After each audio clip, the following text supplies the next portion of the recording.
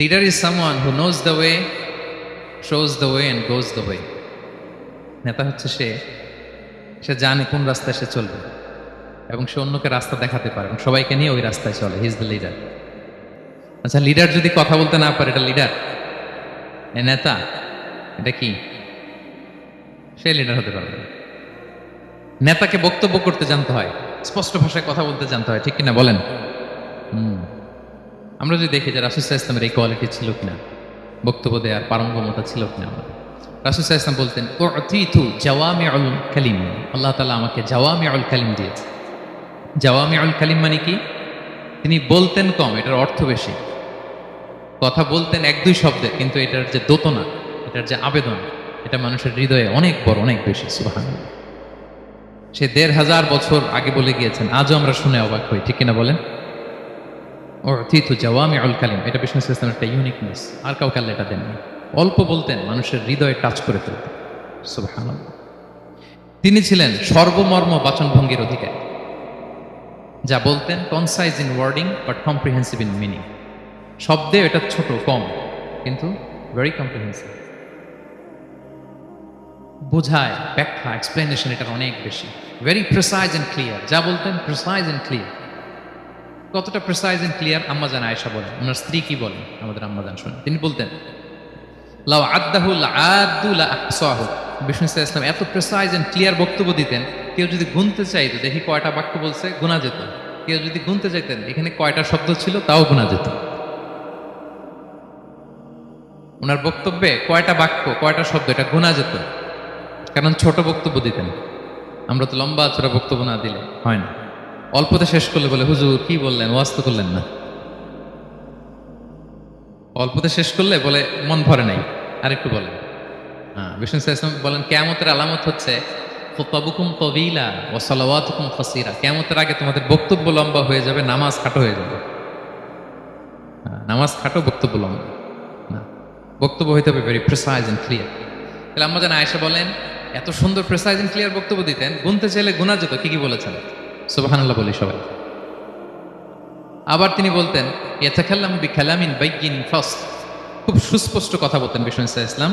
ইয়াতাহাফাযুহু মান জালাসা ইলাইহি, এত স্পষ্ট আশেপাশে যারা শুনতো সহজেই মুখস্থ করে ফেলতে পারত। এই যে সাহাবারা এত হাদিস বর্ণনা করেছে কিভাবে? কারণ ভেরি প্রিসাইজ এন্ড ক্লিয়ার, শুনলেই মুখস্থ হয়ে যায়। আমরা নবীর এত হাদিস বলতে পারি কিভাবে? Very precise and clear. কারো কথা তো মনে থাকে না, ওনার কথা মনে থাকে কি করে? ভেরি প্রিসাইজ এন্ড ক্লিয়ার, শুনলেই মনে রাখা যায়। আবার গুরুত্বপূর্ণ কথা ৩ বার বলতেন। কয়বার? ৩ বার। একবার তিনি বলতেছেন, তাকওয়া হা হুনা হা হুনা হা হুনা। তাকওয়া আছে এখানে, এখানে, এখানে। আমরা তো তাকওয়া বানাই ফেলছি এখানে। তাকওয়া বানাই ফেলছি জুব্বার ভিতরে, এই টুপির ভিতরে, তসবির ভিতরে বানাই ফেলছি তাকওয়া, তাই না? কিন্তু বিষ্ণু সাল্লাল্লাহু আলাইহি ওয়াসাল্লাম কি বলেছেন দেখেন, তিনি বলেন, তাকওয়া হা হুনা। তাকওয়া থাকে কোথায়? হৃদয়ে। ওয়া ইউশিরু ইলা সাদরিহি সালাসা মাররাত। ৩ বার ইঙ্গিত করেছেন। হ্যাঁ, দাড়ি, টুপি, জুব্বা, তাসবিহ অনেক গুরুত্বপূর্ণ অনুষঙ্গ ইসলামের, কিন্তু আসল তাকওয়া থাকে কোথায়? হৃদয়। তাহলে এটা গুরুত্বপূর্ণ কথা, ৩ বার ইঙ্গিত করেছেন। কয়বার? তাহলে এটা হচ্ছে বিষ্ণু সাল্লাল্লাহু আলাইহি ওয়াসাল্লামের একটা ইউনিকনেস। কথা বলতেন কম, এটার দোতনা, এটার আবেদন মানুষের হৃদয়ে ছাপিয়ে যেত। উতিতু জাওয়ামিউল কালিম। বিষ্ণু বলেন, আল্লাহ তাআলা আমাকে জাওয়ামিউল কালিম দিয়েছে। আমি বলি কম, কিন্তু এটার মিনিং অনেক স্ট্রং। বিষ্ণু সাল্লাল্লাহু আলাইহি ওয়াসাল্লাম আবার বলেছেন যে, নুসিরতু বির-রু'বি মাসিরাতা শাহর। আল্লাহ তাআলা আমাকে ভয় দিয়ে সাহায্য করেছেন। কি দিয়ে? ভয় দিয়ে। রাসূল সাল্লাল্লাহু আলাইহি ওয়াসাল্লাম যেখানে থাকতেন, তার ডানে বায়ে সামনে পেছনে ১ মাসের ডিস্টেন্সের ভেতরে যদি কোনো শত্রু থাকতো রাসূলের, রাসূল সাল্লাল্লাহু আলাইহি ওয়াসাল্লামের ভয়ে ওর অন্তরে ধুকধুকানি শুরু হয়ে যেত, ত্রাসের কম্পন শুরু হয়ে যেত। ১ মাস রাসূল সাল্লাল্লাহু আলাইহি ওয়াসাল্লাম এখানে পৌঁছতে লাগবে কয় মাস? এত দূরে থাকতো, নবী সাল্লাল্লাহু আলাইহি ওয়াসাল্লামের কোনো শত্রু যদি থাকতো ডানে বায়ে, রাসূল সাল্লাল্লাহু আলাইহি ওয়াসাল্লামের ভয়ে তাদের হৃদয়ে ত্রাসের কম্পন শুরু হতো। সুবহানাল্লাহ বলেন। বিষ্ণু সাল্লাল্লাহু আলাইহি ওয়াসাল্লামের ইউনিকনেস, এটা আল্লাহ কাউকে দেন। ওনার আরেকটা ইউনিকনেস হচ্ছে, উনি খাতামুন নবিয়্যিন, সর্বশেষ নবী। আওয়াজ করে বলুন, বিশ্ব নবীর পরে আর কোন নবী আসবে? মা কানা মুহাম্মাদুন আবা আহাদিন মির রিজালিকুম ওয়ালাকিন রাসূলুল্লাহি ওয়া খাতামান নবিয়্যিন। He is the last messenger. ওনাকে ছাড়া নবুয়তি পূর্ণতা পায় না। সব নবীকে দিয়ে যদি ধরেন, প্রত্যেকটা নবীকে আমরা একটা মুক্তোর দানার সাথে তুলনা করি, মুক্তোর দানা, এটা দিয়ে একটা মালা বানানো হবে। সেক্ষেত্রে বিষ্ণু ইসা ইসলাম হচ্ছেন সর্বশেষ মুক্তোর দানা, যেটা না লাগালে মালাটাই হয় না। প্রত্যেক নবী যদি একটা মুক্তোর দানা হয়, এটা দিয়ে যদি একটা মালা গাঁথি আমরা, সর্বশেষ মুক্তোর দানাটা হচ্ছে বিষ্ণু ইসা ইসলাম। এটা ছাড়া মালা পূর্ণতা পায় না। ওনার মাধ্যমে the door of prophecy is closed. আর কোন নবী আসবেন না। তিনি বলতেন লা নাবিয়্যা বা'দি ওয়ালা রাসূল, আমার পরে কোনো নবীও নাই, কোনো রাসূলও নাই। তবে লাউ কানা বা'দি নাবিয়্যুন লাকানা উমর, আমার পরে নবী হওয়ার যোগ্যতা যদি কারো থাকে, আমার উমরের সেই যোগ্যতা আছে। এখন যদি কেউ দাবি করে আমি নবী, কি করবেন? সহিহ মুসলিমের বর্ণনায় খুব চমৎকার একটা উপমা বিষ্ণু ইসা ইসলাম দিয়েছেন। সেটা বলেছেন, আমার আর আমার আগের নবীদের দৃষ্টান্ত হচ্ছে এরকম একটা প্রাসাদের ন্যায়। খুব চমৎকার একটা লোক একটা প্রাসাদ বানিয়েছে, এত চমৎকার, চোখ ধাঁধানো, আই ক্যাচিং। যেই এই প্রাসাদটা দেখে সবাই অবাক হয়, এত সুন্দর প্রাসাদ। এই প্রাসাদে খুঁত ধরার মতো কিছু নেই একটা জায়গা ছাড়া, সেটা হচ্ছে প্রাসাদের কোনো একটা দেয়ালে গাঁথুনিতে একটা ইট দেয়া হয় না, সামহাউ মিসিং, একটা ইটের টুকরা মিসিং। ফলে বাইরে থেকে ঠান্ডা বাতাস ঢুকে একটু অসুন্দর লাগে। তো সবাই প্রাসাদটা ভিজিট করে বলে এত সুন্দর প্রাসাদ, কোনো ভুল হয় না, শুধু একটা জায়গায় ছাড়া, এই একটা ইট পড়ে না এখানে। এটা দিলে পুরো প্রাসাদটা পূর্ণ হয়ে যেত। তো ইটকে আরবিতে বলে লাবিনা। বিষ্ণু ইসা ইসলাম বলেন আনাল লাবিনা, আমি হচ্ছি সেই নবুয়তির প্রাসাদের ইট, আমাকে না দিয়ে নবুয়তের প্রাসাদই পূর্ণতা পায় না। আনাল লাবিনা, ওইখানে আমাকে সেট করে দিলেই নবুয়তের প্রাসাদ পূর্ণতা পেয়ে যাবে। আল্লাহু আকবার বলেন। তিনি সবার জন্য নবী হয়ে এসেছেন, সবার জন্য। অন্য কোন নবীর ক্ষেত্রে এটা প্রযোজ্য না। আদম আলাইহিস সালাম সবার জন্য নবী হয়ে আসছেন, সবাই বলুন। ইব্রাহিম আলাইহিস সালাম সবার নবী, মুসা আলাইহিস সালাম সবার নবী। বিষ্ণু ইসলাম তিনি সবার নবী। আল্লাহ তাআলা বলেন ওয়ামা আরসালনাকা ইল্লা কাফাতান লিন-নাসি বাশীরাও ওয়া নাযীরা, নবী হে, গোটা মানব মণ্ডলীর জন্য আমি আপনাকে রাসূল করে প্রেরণ করেছি। আপনি জান্নাতের সুসংবাদ দিবেন, জাহান্নাম থেকে ভীতি প্রদর্শন করবেন। তাহলে মেসেঞ্জার ফর এন্টায়ার ম্যানকাইন্ড। ওনার নবুয়তের কোনো বাউন্ডারি নাই, আছে? আওয়াজ করে বলুন, আছে? বনি ইসরায়েলের অনেক নবীর এমন ছিল, এদিকে এক নবী, উনি আবার অন্য জায়গায় দাওয়াত দিতে পারবেন, উনি এখানেই দিবেন।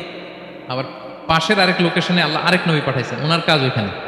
তাইলে এই নবীর এক বাউন্ডারি, ওই নবীর। কোরআনে এই কথা এসেছে, যেমন ইব্রাহিম আলাইহিস সালাম, লূত আলাইহিস সালাম চাচা ভাতিজা, সমসাময়িক নবী। ইব্রাহিম ইসলামের একটা জায়গা ছিল দাওয়াত দেওয়ার, আর পাশে জর্ডানে লূত আলাইহিস সালামের একটা দাওয়াতি এরিয়া ছিল। তার মানে এক একজনের লোকেশন বা বাউন্ডারি আলাদা। বিষ্ণু ইসলামের তো এরকম বাউন্ডারি আছে না? আছে, আছে। ফর দ্য এন্টায়ার গ্লোব, সবার জন্য।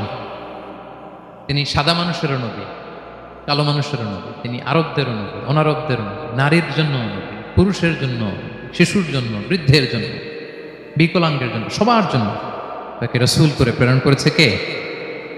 তাহলে সবার জন্য তিনি নবী, মানুষের জন্য, for the mankind, for the জিনকাইন্ড, for the animal kind, সবার জন্য তিনি রাসূল হয়ে পৃথিবীতে প্রেরিত হয়েছেন। আল্লাহ তাআলা অন্য আয়াতে বলেন ওয়ামা আরসালনাকা ইল্লা রাহমাতাল লিল আলামিন, I have sent you as a mercy for the entire universe. নবী, গোটা বিশ্বের সবার জন্য আপনাকে আমি রহমত করে প্রেরণ করেছি, সবার জন্য, মাছের জন্য, গাছের জন্য, পাহাড়ের জন্য। তিনি শুধু আমাদেরই নবী নন, সবার নবী তিনি। এমনকি পশু পাখি বিষ্ণু ইসলামকে দেখে চিনতে পারতেন। একবার এক আনসারি সাহাবীর খেজুর বাগানে বিষ্ণু ইসলাম ঢুকলেন। এক উট এসে কাঁদতে লাগলো বিষ্ণু ইসলামের কাছে। বিষ্ণু নবী আদর করে দিলেন। কানে কানে কি জন্য বললেন? বিষ্ণু ইসলাম সাহাবাদের বললেন, তোমরা জানো সে কি বলেছে? সে বলেছে যে তার মনিব তাকে দিয়ে কাজ করায় অনেক, কিন্তু খাবার দেয় না। বিষ্ণু ইসলামকে সে চিনতে পেরেছে, বিষ্ণু ইসলামের কাছে এসে অভিযোগ দিয়েছে। এবং তিনি যখন নবী হবেন ভাব 6 মাস আগ দিয়ে, নবী হওয়ার আগে দিয়ে কিছু কিছু ঘটনা ঘটতো। বিষ্ণু ইসলাম বলেন, আমি প্রায় যখন মক্কার উপত্যকার পাশ দিয়ে যেতাম, বিভিন্ন পাথরের মধ্যে থেকে আমি আওয়াজ শুনতাম, আসসালামু আলাইকা ইয়া রাসূলুল্লাহ। মদিনায় অবস্থানরত অবস্থায় বিষ্ণু ইসলাম বলেছেন যে এখন যদি আবার মক্কায় যেতে পারতাম, তোমাদেরকে ওই পাথরটা দেখাতে পারতাম। আমি পাহাড়ের পাশ দিয়ে যখন যেতাম, পাথর থেকে আওয়াজ আসতো, আসসালামু আলাইকা ইয়া রাসূলুল্লাহ। তার মানে পাথর নবীকে চিনত কি চিনত না? বলেন বলেন। তাহলে প্রাণী চিনেছে নবীকে, পাথর চিনেছে, গাছ নবীকে চিনত। মসজিদে নববীতে খেজুরের গাছ দিয়ে পিলার করা হতো। বিষ্ণু ইসলাম একটা খেজুর গাছের পিলারের মধ্যে হেলান দিয়ে তিনি খুতবা দিতেন। বিষ্ণুনবীর বড্ড কষ্ট হতো। তো এক সাহাবী বলেন, ইয়া রাসূলুল্লাহ, আমার একজন কাঠ মিস্ত্রি পরিচিত আছে, আপনি বললে আপনাকে একটা মিম্বার বানাই দিব। কি বানাই দিব? মেম্বার চিনেন তো না? কি করে, জুমার খুতবা দেয় না বসে? তো সাহাবী বলে, ইয়া রাসূলুল্লাহ, আমার এক কাঠ মিস্ত্রি আছে, আমি একটা মিম্বার বানাই দিব আপনাকে, আরাম হবে, বসে বসে খুতবা দিবেন। বিষ্ণু সাল্লাল্লাহু আলাইহি ওয়াসাল্লাম বলেন, ঠিক আছে, নিয়ে আসো। কিছুদিন পরে ওটা নিয়ে আসা হলো, ফলে লোকেশন চেঞ্জ হলো। আগে একটা মরা খেজুর গাছের পিলারের মধ্যে হেলান দিয়ে কথা বলতেন, এবার ওই যে মিম্বার সেট করা হয়েছে ওই পাশে, ওখানে বসে বসে এখন তিনি নাসিহাত করেন। তো একদিন আলোচনা করার সময় হঠাৎ সাহাবারা কান্নার আওয়াজ শুনতে পেল। কিসের আওয়াজ? সহিহ বুখারীর বর্ণনা, কান্নার আওয়াজ শুনতে পেলেন। তাও 10 মাস গর্ভধারিণী উটের কান্নার আওয়াজের মতো। সাহাবারা ভয় পেয়ে গেলেন, কই কোনো উঠতো না, এটা তো মসজিদ, মসজিদের ভিতরে কান্নার আওয়াজ। বিষ্ণু সাল্লাল্লাহু আলাইহি ওয়াসাল্লাম বুঝতে পারলেন। তিনি মিম্বার থেকে নেমে যে ওই যে আগে যেই মরা খেজুর গাছের পিলারের মধ্যে হেলান দিয়ে ওয়াজ করতেন, ওই পিলারটারে আদর করতে আরম্ভ করলেন। বিষ্ণু সাল্লাল্লাহু আলাইহি ওয়াসাল্লাম হাত দিয়ে যখন আদর করলেন, ফাসাকানা, তার কান্না বন্ধ হয়ে গেল। তখন বিষ্ণু সাল্লাল্লাহু আলাইহি ওয়াসাল্লাম বললেন যে, তোমরা বুঝতে পারোনি এটা কিসের আওয়াজ? এটা হচ্ছে ওই মরা খেজুর গাছের আওয়াজ। আমার বিরহে, আমাকে যে পায় না, তার গায়ে আমার পিঠ মোবারক লাগিয়ে আমি ওয়াজ করতাম, আমার বিরহে মরা খেজুর গাছ থেকে কান্নার শব্দ এসেছে। আজ ওই জায়গাটা চিহ্নিত করা আছে। এটাকে বলে মসজিদে নববীতে আল উস্তুয়ানাতুল হান্নান। হান্নান মানে কাঁদে এমন পিলার। সুবহানাল্লাহ বিহামদিহি। তাহলে পাথর বিষ্ণু সাল্লাল্লাহু আলাইহি ওয়াসাল্লামকে সালাম দিয়েছে, প্রাণী বিষ্ণু সাল্লাল্লাহু আলাইহি ওয়াসাল্লামের সাথে কথা বলেছে, মরা গাছ, খেজুরের গাছ বিষ্ণুনবীর বিরহে কেঁদেছে। সুবহানাল্লাহ বিহামদিহি। বিষ্ণু সাল্লাল্লাহু আলাইহি ওয়াসাল্লামের ইউনিকনেস, ইউনিক ফিচার। বিষ্ণু সাল্লাল্লাহু আলাইহি ওয়াসাল্লাম, আমরা যেমনি মাঝে মাঝে আমাদের লাইফে আপস এন্ড ডাউনস থাকে, ওনার জীবনেও ছিল। একটা সময় ছিল বিষ্ণু সাল্লাল্লাহু আলাইহি ওয়াসাল্লামের এমন এসেছে যে ওনাকে ঘরে শেল্টার দিতেন ওনার স্ত্রী খাদিজাতুল কুবরা তাহেরা রাদিয়াল্লাহু তাআলা আনহা, মেন্টালি সাপোর্ট দিতেন, ফিনান্সিয়ালি সাপোর্ট দিতেন। উনি মারা গেলেন। পলিটিক্যাল সাপোর্ট দিতেন চাচা আবু তালেব, উনিও মারা গেলেন। কই যাবেন না, নেইবরিং সিটি তায়েফে গেলেন দাওয়াত নিয়ে, সেখানেও নির্মম অত্যাচারের শিকার হলেন, প্রত্যাখ্যাত হলেন। ওনার হৃদয়টা ভেঙে খান খান, কষ্টে বেদনায় জর্জরিত হয়ে বিষ্ণু সাল্লাল্লাহু আলাইহি ওয়াসাল্লামের মন বড্ড খারাপ। বিষ্ণু সাল্লাল্লাহু আলাইহি ওয়াসাল্লামের এই ভঙ্গুর মনকে ভালো করে দেবার জন্য, সারপ্রাইজ দেবার জন্য আল্লাহ তাআলা আসমানি মিটিং এর জন্য বিষ্ণু সাল্লাল্লাহু আলাইহি ওয়াসাল্লামকে স্পেশালি ইনভিটেশন পাঠিয়েছেন। কোন নবীকে আল্লাহ এটা পাঠান নাই। কোন নবীকে আল্লাহ তাআলা ঊর্ধ্ব জগতের স্পেশাল ডিভাইন ঐশী মিটিং এর জন্য কোনো ইনভিটেশন পাঠান নাই, বিষ্ণু সাল্লাল্লাহু আলাইহি ওয়াসাল্লামকে পাঠিয়েছেন। সুবহানাল্লাহ পড়েন। মেরাজের ঘটনা আমরা জানি না? আল্লাহ তাআলা সূরাতুল ইসরাতে বলেন, সুবহানাল্লাযী আসরা বিআবদিহি লাইলাম মিনাল মাসজিদিল হারামি ইলাল মাসজিদিল আকসা। মসজিদুল হারাম থেকে আল্লাহ তাআলা বিষ্ণু সাল্লাল্লাহু আলাইহি ওয়াসাল্লামকে মসজিদুল আকসাতে নিয়ে গিয়েছেন। এই ইসরা মেরাজ দুই পার্ট। প্রথমে এটা শুরু হয়েছে মক্কা থেকে, মসজিদুল হারাম থেকে মসজিদুল আকসা পর্যন্ত। মসজিদুল আকসায় উনি একটা স্টেশন দিয়েছেন, তারপর ওখান থেকে ঊর্ধ্ব জগতের কাহিনী শুরু হয়েছে। আল্লাহ তাআলার স্পেশাল কিছু নিদর্শন দেখানোর জন্য, বিষ্ণু সাল্লাল্লাহু আলাইহি ওয়াসাল্লামকে সান্ত্বনা দেওয়ার জন্য, ওনার মন ভালো করে দেওয়ার জন্য আসমানি ইনভিটেশন পাঠিয়েছেন। আল্লাহু আকবার। কোন নবীকে আল্লাহ তাআলা এই মর্তবা দেন নাই, বিষ্ণু সাল্লাল্লাহু আলাইহি ওয়াসাল্লামকে দিয়েছেন। ইউনিক ফিচার, কেউ পাননি এটা। এবং এই যে বললাম, তিনি মক্কা থেকে প্যালেস্টাইনে একটা স্টেশন দিয়েছেন, মসজিদুল আকসায় স্টেশন দিয়েছিলেন। তো তিনি বললেন, আমি যখন মসজিদুল আকসায় ঢুকলাম, দেখি সব নবীরা আমার জন্য অপেক্ষা করতেছে। সকল নবীরা, আমার আগে যত নবীরা এসেছিল সব নবীরা অপেক্ষা করতেছে। ফাহানাতিস সালাহ, নামাজের ওয়াক্ত হলো। ফাআমামতুহুম, এই সব নবীদেরকে নিয়ে আমি নামাজের ইমামতি করেছি। সব নবীদেরকে নিয়ে বিষ্ণু সাল্লাল্লাহু আলাইহি ওয়াসাল্লাম মসজিদুল আকসা ইমামতি করেছেন। এই সুযোগ আর অন্য কোনো নবী পেয়েছে কি? আওয়াজ করে বলেন, পেয়েছে? ইউনিক ফিচার বিষ্ণু সাল্লাল্লাহু আলাইহি ওয়াসাল্লামের। মেরাজ গিয়েছেন, ইউনিক ফিচার। সবাইকে নিয়ে ইমামতি করেছেন, ইউনিক ফিচার। বিষ্ণু সাল্লাল্লাহু আলাইহি ওয়াসাল্লামের আরেকটা ইউনিক ফিচার হচ্ছে, উনি ঘুমালে ওনার অজু ভাঙত না। অজু অবস্থায় ঘুমাইলে আবার যদি নামাজ পড়তে চাই, পড়া যাবে? কি করতে হবে? অজু করতে হবে। কিন্তু বিষ্ণু সাল্লাল্লাহু আলাইহি ওয়াসাল্লাম ঘুমালে অজু ভাঙত না। বিষ্ণু সাল্লাল্লাহু আলাইহি ওয়াসাল্লাম বলতেন, ইন্না আইনাইয়া তানামান ওয়ালা ইয়ানামু কলবি, আমার চোখ ঘুমায় কিন্তু আমার অন্তর ঘুমায় না। সর্বাবস্থায়, জাগ্রত অবস্থায়, ঘুমন্ত অবস্থায় বিষ্ণু সাল্লাল্লাহু আলাইহি ওয়াসাল্লামের হৃদয় আল্লাহর জিকিরে ব্যস্ত থাকতেন। ইবনে আব্বাস রাদিয়াল্লাহু তাআলা আনহু তিনি বর্ণনা করেন, তিনি বলেন, আমি একবার আমার খালার বাড়িতে রাতে ঘুমাতে গিয়েছিলাম। ছোট মানুষ তখন ইবনে আব্বাস। রাসূল সাল্লাল্লাহু আলাইহি ওয়াসাল্লাম ওনার খালু, আবার রাসূল সাল্লাল্লাহু আলাইহি ওয়াসাল্লাম কাজিন, চাচাতো ভাই, অনেক সম্পর্ক, বয়সে ছোট। বললেন যে রাতে আমার খালা মাইমুনা, রাসূল সাল্লাল্লাহু আলাইহি ওয়াসাল্লামের একজন স্ত্রী আমাদের আম্মা জান মাইমুনা বিনতুল হারিসের বাড়িতে আমি ঘুমাতে গেলাম। তো আমি ফলো করতাম নবী কি করতেন। তো দেখলাম মাঝরাতে তিনি উঠলেন, উঠে তাহাজ্জুদের নামাজ পড়লেন। কি বললেন? তাহাজ্জুদ পড়লেন। পরে বিষ্ণু ইসলাম একটু ঘুমালেন। এমন ঘুম হাত্তা সামি'তু গতীতাহ, ঘুমালে গভীর ঘুমের কারণে শ্বাস প্রশ্বাসের একটা মৃদু শব্দ হয় না বাতাসের। দেখেন কত চমৎকার পর্যবেক্ষণ করতেন তিনি। ইবনে আব্বাস বলেন হাত্তা সামি'তু গতীতা সাউতি, তার ঘুমের কারণে শ্বাস প্রশ্বাসের যে আওয়াজ, শ্বাস আসতেছে বের হচ্ছে, এটাও আমি কানে শুনতে পেলাম। মানে ভারী ঘুম, তার মানে কি ভারী ঘুম। তারপর দেখলাম বেলাল ফজরের আজান দিল, বিষ্ণু ইসলাম ঘুম থেকে উঠে আবার নতুন করে ওযু না করে যে ফজরের নামাজ পড়ালেন। কেন? কারণ উনি আমাদের মতো ঘুমালে ওযু ভাঙতো না।